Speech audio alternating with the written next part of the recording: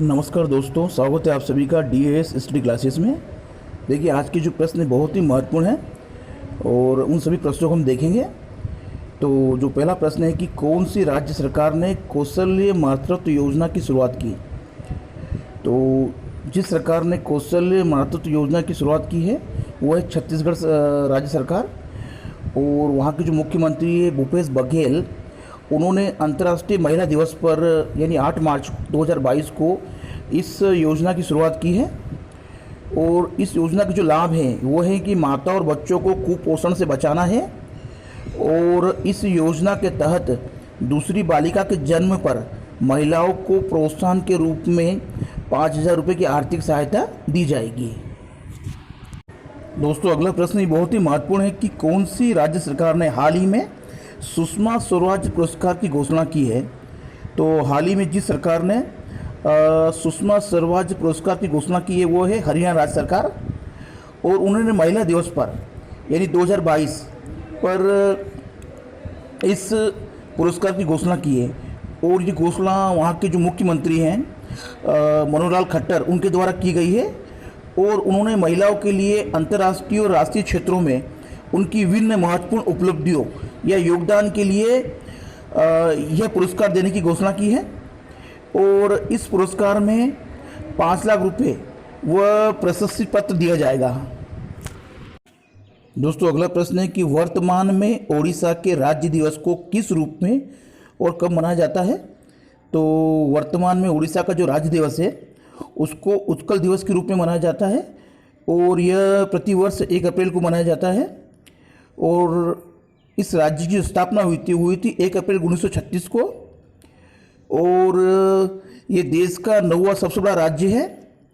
और उड़ीसा की जो राजधानी है वो है भुवनेश्वर। और उड़ीसा के जो राज्यपाल है वो है गणेशी लाल। और उड़ीसा के जो मुख्यमंत्री हैं वो हैं नवीन पटनायक। दोस्तों, अगला प्रश्न है कि राजस्थान में राज्य दिवस कब मनाया जाता है। तो राजस्थान में जो राज्य दिवस है वो 30 मार्च को मनाया जाता है प्रतिवर्ष। और इसकी स्थापना हुई थी 30 मार्च 1949 को। और राजस्थान जो है वो क्षेत्रफल के मामले में सबसे बड़ा भारतीय राज्य है। और जनसंख्या के मामले में देश का 7वां सबसे बड़ा राज्य है। और राजस्थान में थार मरुस्थल है। दोस्तों, अगला प्रश्न है कि हिमाचल दिवस कब मनाया जाता है। तो हिमाचल दिवस जो है वो प्रतिवर्ष 15 अप्रैल को मनाया जाता है।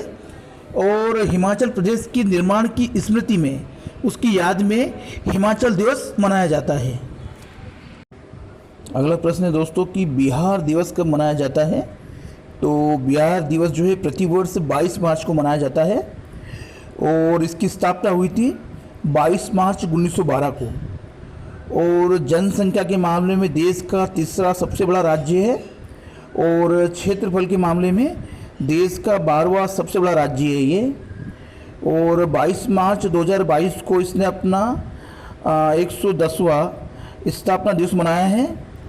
और बिहार की जो राजधानी है वो है पटना। और वहाँ के जो मुख्यमंत्री हैं वो है नीतीश कुमार। और बिहार के जो राज्यपाल हैं उनका नाम है फागू चौहान।